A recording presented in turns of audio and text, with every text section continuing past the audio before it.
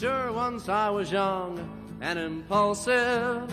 I wore every conceivable pin. Even went to socialist meetings. Learned all the old Union hymns. But I've grown older and wiser. And that's why I'm turning you in. So love me, love me, love me. I'm a liberal. I think maybe just to give us like a quick overview, I'll issue another retraction to the late great Dave McGowan, because I think we said in our Q&A episode that he didn't really talk about Phil Ochs or Judy Sill. Mm-hmm. But he actually, I went back and looked, and actually he does mention them literally back to back with each other. He has a couple pages about Judy Sill, kind of covering what we talked about. And then a short, he didn't have a whole chapter about Phil Ochs, though I think Phil Ochs definitely could have deserved his own chapter, a big one. So I'll just read like the tiny like greatest hits of how McGowan characterized Phil Ochs before we can get in, because every other source we're going to talk about for the most part is a very valorized hagiographic, like the 60s, kind of thing. So. Yeah. Okay, so McGowan, here's what McGowan wrote. Phil Ochs, a folk singer-songwriter and political activist, was found hanged in his sister's home in Far Rockaway, New York on April 9th, 1976. Throughout his life, Ochs was one of the most overtly political of the 1960s rock and folk music stars. A regular attendee at anti-war, civil rights, and labor rallies, Ochs appeared to be at all times an unwavering political leftist. He named his first band the Singing Socialists. That all changed, however, and rather dramatically, in the months before his death. Born in El Paso, Texas, on December 19, 1940, Phil and his family moved frequently during the first few years of his life. His father, Dr. Jacob Ochs, had been drafted by the U.S. Army and assigned to various military hospitals in New York, New Mexico, and Texas. In 1943, Dr. Ochs was shipped overseas, returning 2 years later with a medical discharge. Upon his return, he was immediately institutionalized and didn't return to his family for another 2 years. During that time, he was subjected to every psychiatric, quote, treatment imaginable, including electroshock therapy. When he finally returned to his family in 1947, he was but a shell of his former self, described by Phil's sister as, quote, almost like a phantom. Beginning in the fall of 1956, Phil Ochs began attending Staunton Military Academy, the very same institution that future serial killer cult leader Gary Heidnik would attend just 1 year after Ochs graduated. During Phil's 2 years there, a friend and fellow band member was found swinging from the end of a rope. And he puts in parentheses, I probably don't need to add here that the death was ruled a suicide. Okay. But following graduation, Phil enrolled at Ohio State University, but not before, oddly enough, having a little plastic surgery done to alter his appearance. Doing such things, needless to say, was rather uncommon in 1958. We'll return to that in a second. That's weird. In early 1962, just months before his scheduled graduation, Ochs dropped out of college to pursue a career in music. By 1966, he had released 3 albums. In 1967, under the management of his brother, Michael Ochs, Phil moved out to L.A. Michael had begun working the previous year as an assistant to Billy James, who maintained a party house at 8504 Ridpath in, you guessed it, Laurel Canyon. As the 1970s rolled around, with his career beginning to fade, Phil Ochs began to travel internationally, usually accompanied by vast quantities of booze and pills. Those travels included a visit to Chile, not long before the U.S.-sponsored coup that toppled Salvador Allende. In the summer of 1975, Phil Ochs' public persona abruptly changed. Adopting the name John Butler Train, Ochs proclaimed himself a CIA operative and presented himself as a belligerent right-wing thug. He told an interviewer that, quote, on the first day of summer 1975, Phil Ochs was murdered in the Chelsea Hotel by John Train. For the good of societies, public and secret, he needed to be gotten rid of. That symbolic assassination on the summer solstice took place at the same hotel that Devin Wilson had flown out of just a few years earlier. One of Ochs' biographers would later write that Phil/John actually believed he was a member of the CIA. Also in those final months of his life, Ochs began compiling curious lists with entries that apparently reference U.S. biological warfare research. He gives a few examples here. shellfish toxin, Fort Detrick, cobra venom, Chantilly racetrack, hollow silver dollars, New York Cornell Hospital. Many years, yeah, right? And I was going to bring this up, but McGowan does. This is an interesting thing to keep in mind throughout the story. Many years before Ochs's metamorphosis, in an interesting bit of foreshadowing, psychological warfare operative George Estabrooks explained in his book Hypnotism how U.S. intelligence agencies had been working to create the perfect spy. Quote, and I think we've read this in our Estabrooks episode, but just to reiterate, we start with an excellent subject. We need a man or woman who is highly intelligent and physically tough. Then we start to develop a case of multiple personality through hypnotism. In his normal waking state, which we will call personality A or PA, this individual will become a rabid communist.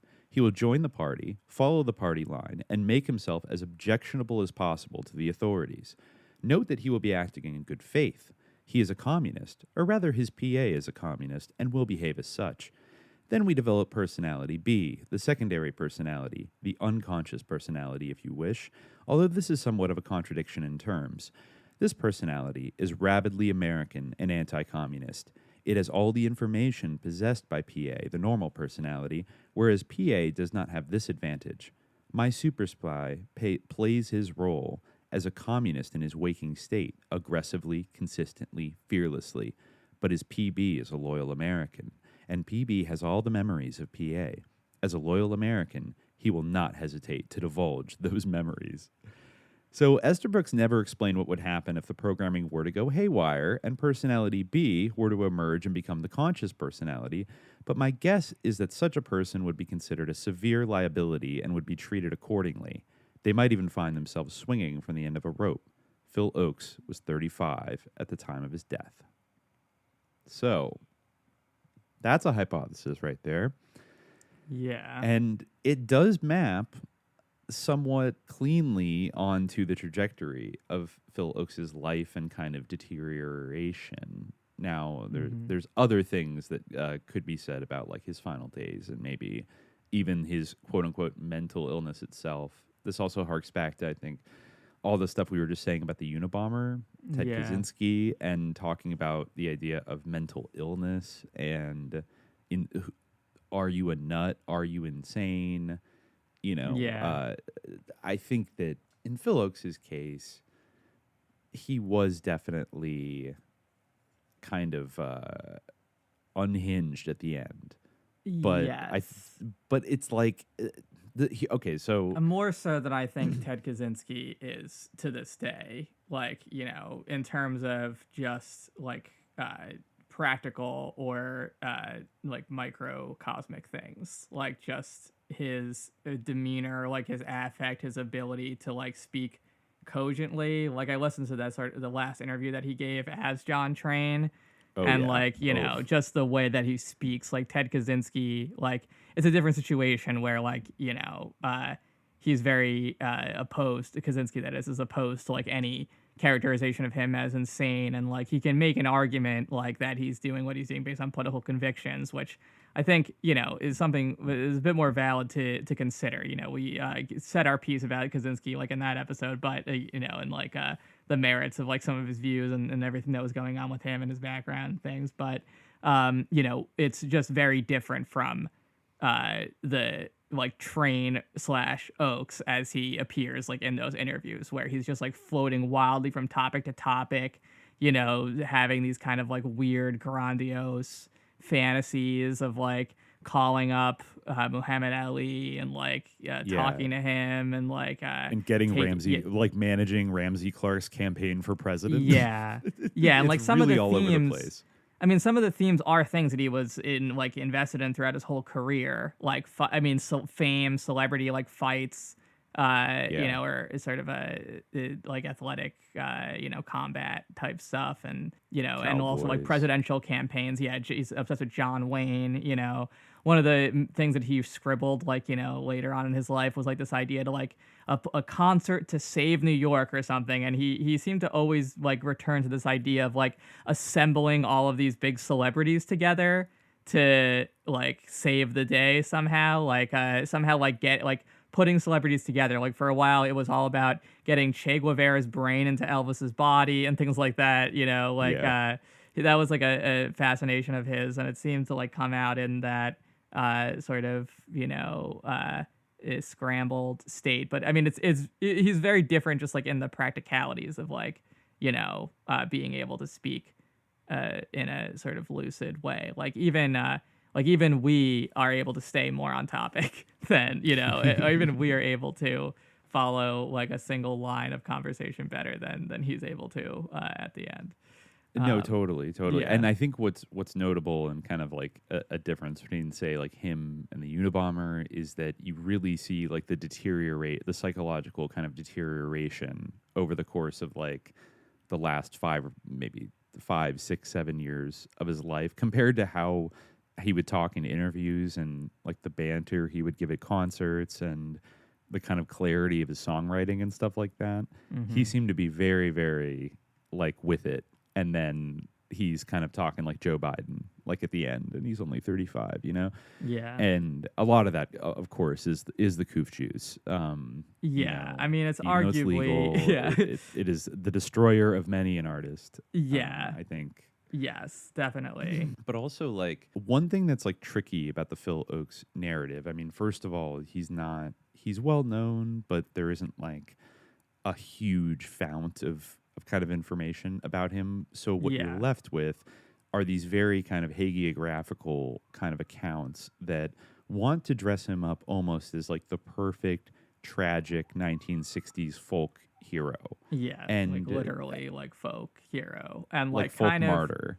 Yeah, it kind of actually like there's a mythology that I think was really in his own mind, but also like a lot of the sort of treatments of his life play into is sort of the dichotomy between him and Dylan. Like even as you said, like the idea that they like both split off into two different things. And in one of the documentaries that I watched, Chords of Fame, right, which is like this weird kind of like I think you call it like a PBS type thing. It's weird because there's like reenactments and stuff, and they have like someone. It's playing like a docu-play. It's like a televised docu-play kind of thing, right?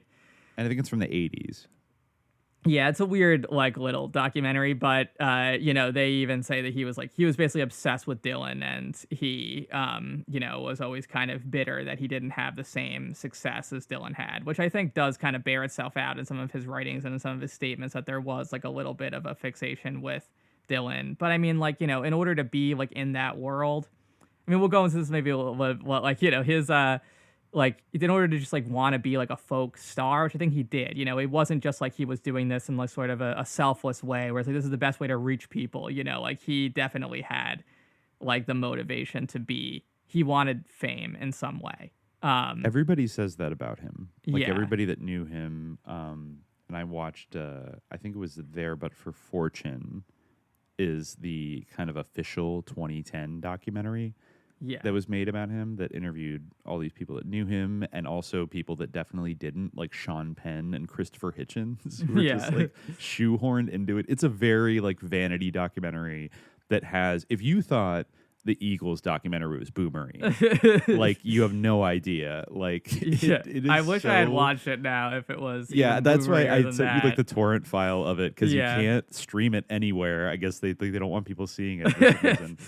It's like very glossed over. I mean, it has to talk about the John Train thing, and it does have like it has video of him being John Train and also like earlier footage of him. So it was good to watch for that. But like the talking head commentary, it did this thing that all these like, I think the documentaries kind of evolved a little bit when they got better production values. But I feel like particularly in the 2000s, there's a very kind of like tacky, like hype promotional kind of style of documentary. I think even like We Live in Public is an example, even though I think that's like a good documentary, but like the talking heads in that are always like, it was the early days of the internet, man. Yeah. Like you think like a modem could, or like Josh Harris, like they always have something so witty and like well rehearsed, like a soundbite to like throw out at like the interviewer, and they're just speaking in these like generalities, and like in this case, it's like, like the 50s, that Eisenhower stuff was over. Like the 60s were starting.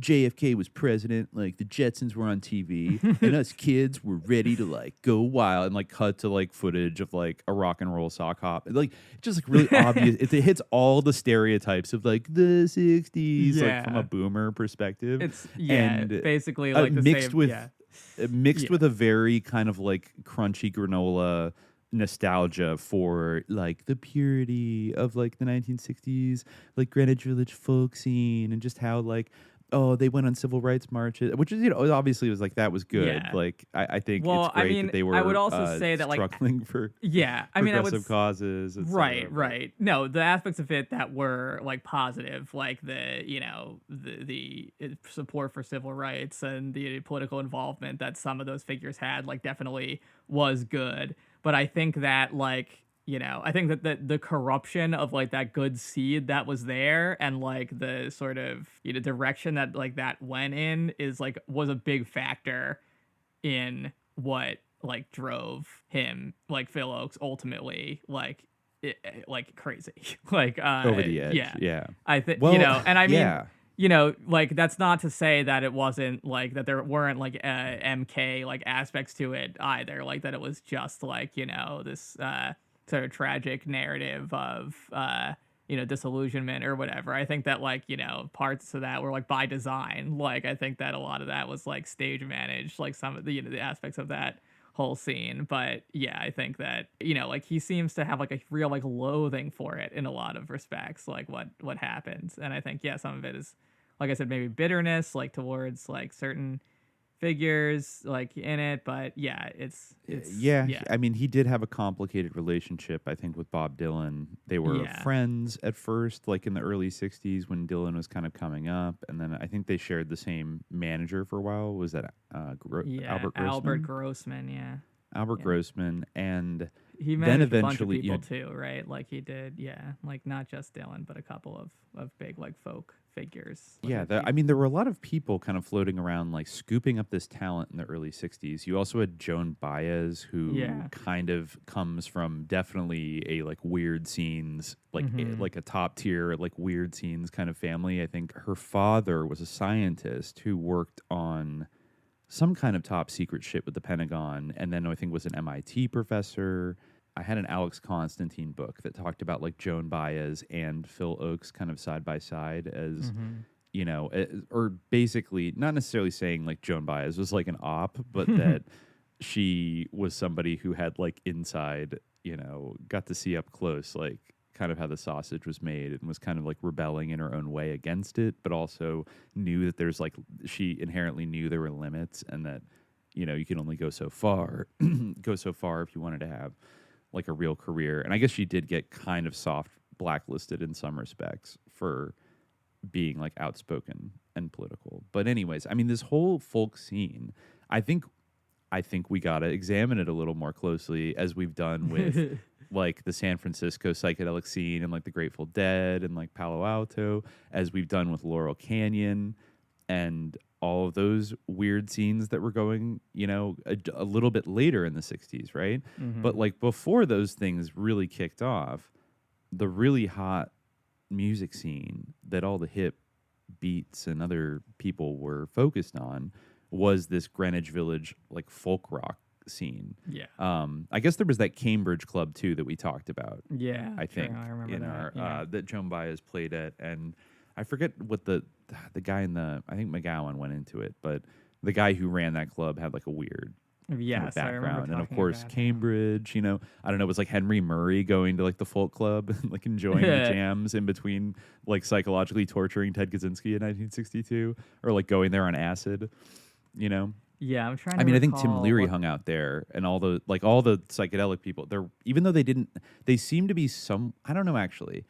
I don't know if I can say that they were totally separate worlds, but I felt like in a way maybe they actually kind of hatched from the same place, but then went off on like different trajectories for a few years, and then they eventually like reunited and became kind of psychedelic folk rock in the late 60s. Because if you think about it, right? Like, remember we just read that like Bureau of Narcotics memo that was in Alston Chase's book, where it described the top-down distribution of LSD in the early 60s. Right. And how they were saying that like the origins of this drug is like in university towns, among intellectuals and people of high status that are giving it out, and then, you know, mid-level people, upperclassmen give it to lowerclassmen, etc.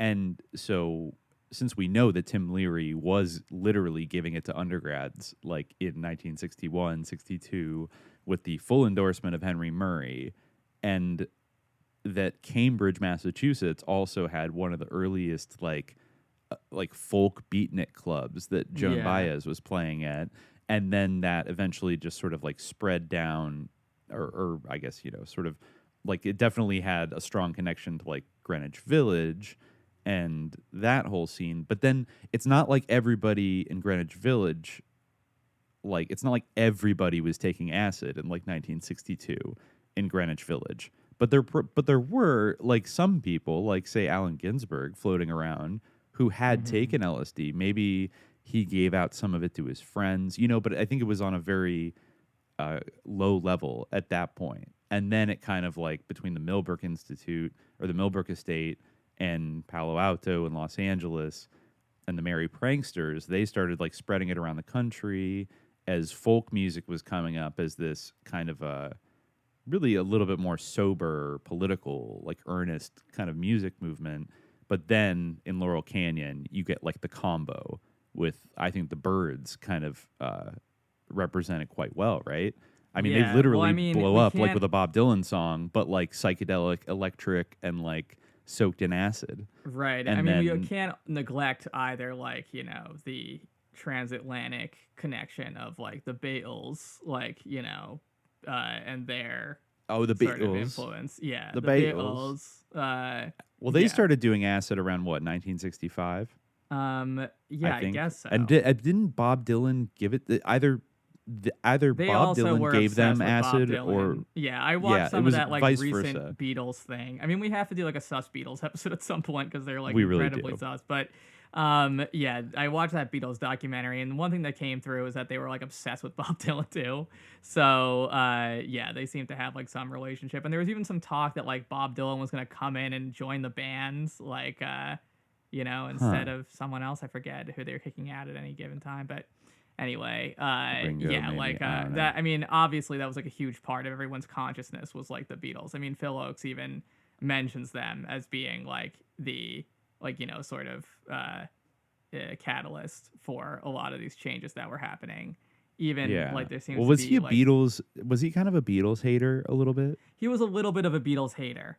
He was like kind of like, you know, I mean, there's a couple of people who he went back and forth of, like Pete Seeger, you know, like in Love Me, I'm a Liberal, he talks shit about Pete Seeger, but he also like had a certain admiration for him that comes through in other cases. And Pete Seeger covered one of his songs, so they were like ultimately cool. I feel like it's more of a dig on people that like go listen to Pete Seeger but aren't really like taking him seriously, kind of thing. I mean, but still, like, but if I guess someone was some like, people I'm an took it as a asshole and I dig. listen to Subliminal Jihad, like, you would like, it's still kind of like, if one of our friends did that, we'd be like, what the fuck? Like, But I love to listen to SJ. Exactly. Like, I think everything is a gin. Exactly. Like, Jimmy, don't get any ideas. For access to the full-length episode, subscribe to the Hour of Frequency at patreon.com/subliminaljihad. As you know, I'm a folk singer for the FBI.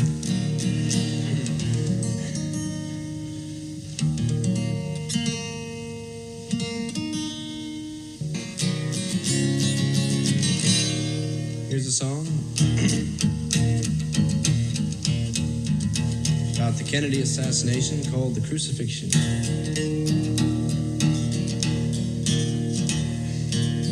Song parallels.